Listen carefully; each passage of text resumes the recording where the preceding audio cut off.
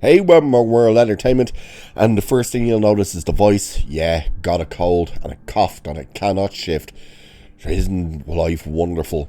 But we're talking a bit more about Star Trek, but this time, not Starfleet Academy or Strange New Worlds, because their sets have officially been pulled down. But now, because of that, rumours are growing that Paramount is looking to launch Starfleet United, the Jonathan Archer series.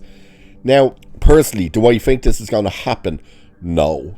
And the reason I say no is because we know they do want to, through the movies, reboot the whole franchise. So it doesn't look like they would move towards giving this the go. But the other end of the question is, well, if they were to do it, who runs it?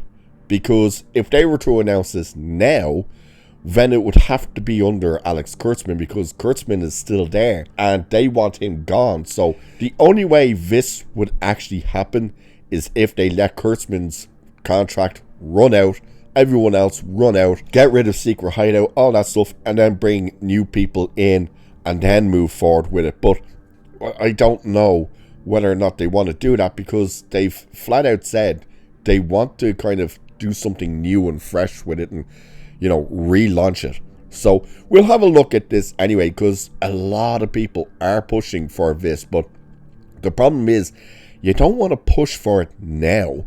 You know what I mean? You don't want it to be made under the Kurtzman era, because it would be a disaster. You know it, I know it, everybody knows it. But let's have a look anyway. So it's saying here, following the cancellation of Starfleet Academy and its sets being torn down, rumours are picking up that Paramount could be eyeing a new Star Trek series called Star Trek United, with Scott Bakula returning as Jonathan Archer and Enterprise writer Michael Sussman involved. Now, these are the two who've been talking about this for years.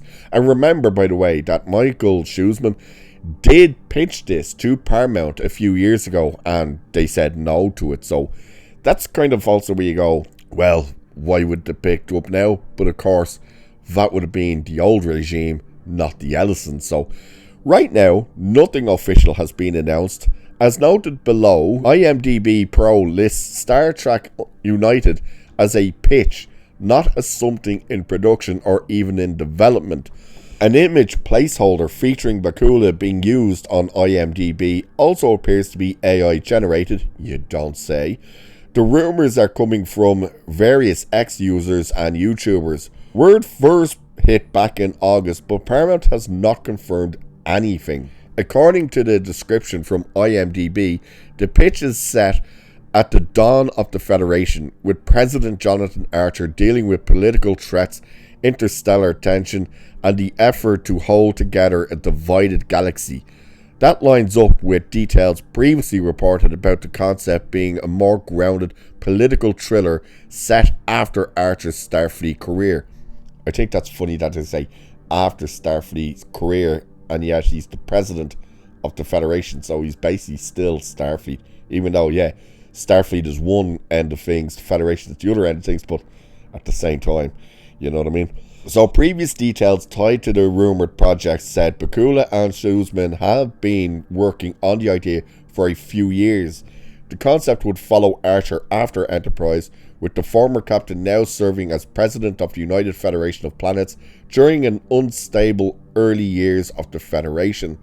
Sussman described it as a mix of political thriller and family drama, with comparisons to The West Wing, Homeland, and The Diplomat.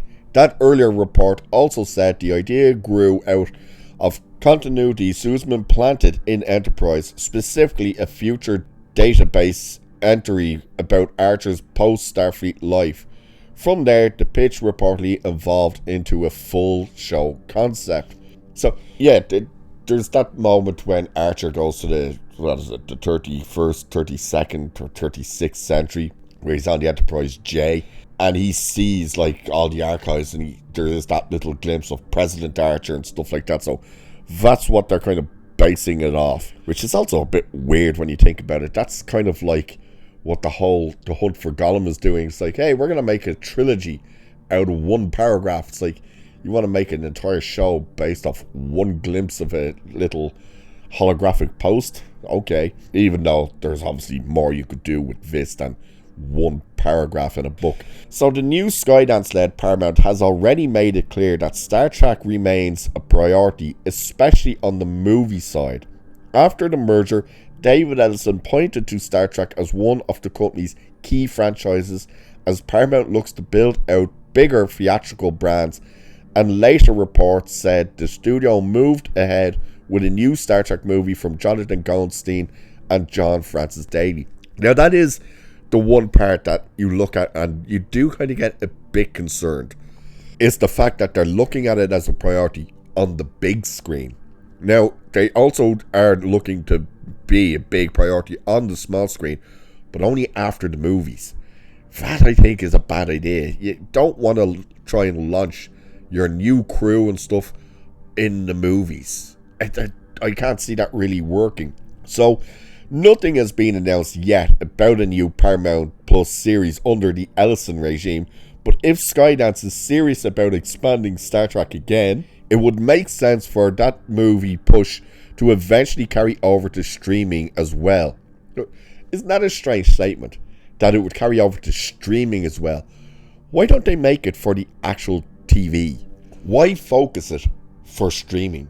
Like, stop putting it behind a paywall. If you want to really bring audiences to your show and your franchise and your company, put it where it's accessible for free and not behind a paywall. So it's also saying that part is still speculation for now, but the franchise clearly remains on the board even as Starfleet Academy comes and the rest of the Kurtzman era comes to an end. So, which, by the way, is the best news. So, yeah, look, this thing has been pitched multiple times and it's always been turned down. And it's funny that it's them pitching it to Paramount and not them pitching it to Alex Kurtzman and stuff. So they kept going over his head and going straight to Paramount. Even though if Paramount said yeah to it, it would still end up having to fall under Kurtzman's leadership, which, again, you don't want. I can see it working at the same time with how Kurtzman Trek has been going, where it's just been all about feelings and all this crap and crying in corridors stuff, and then you hear it's about drama and tension and blah blah blah. It just sounds like Kurtzman Trek, really, doesn't it? You kind of go, oh, you know, would it just be more the same? I don't know. There's obviously a lot of things you could do with it. There's, especially if you get talented people on board and people who know the franchise and how things work, it absolutely could work. But at the same time, again, with how Star Trek has been handled, you want to be careful with it, and that you don't just make it this dumb, boring show that's just all tension all the time and feelings and all this crap. And then, of course, you're going to find yourself in that position where everyone's going to start going, when's the people from Enterprise going to show up? You know? Where's the Paul? Well, why isn't she showing up yet? Where's Malcolm and stuff like that? Obviously, you can't have Trip because he's dead, but, you're just going to run into that issue as well. So, I don't know. I really don't know. If this was said back in, 2007 or something, I'd have been all up for it. I'd been like, yeah, cool, let's go with it. Now, and with how Star Trek has been handled, I'm a little more on the fence about it. But that's just me. But what do you guys think? Do you want to see this show happen? And of course, if it does, who do you want to see oversee Star Trek? Because again, you don't want this announced now or given the green light now, because that means it would have to fall under Kurtzman, which means they'd have to give him a new contract. But let me know what you guys think about all of this. And with that, I shall leave it there for this one. So do like and share and subscribe and all that good stuff. Cheers, and I'll catch you in the next one.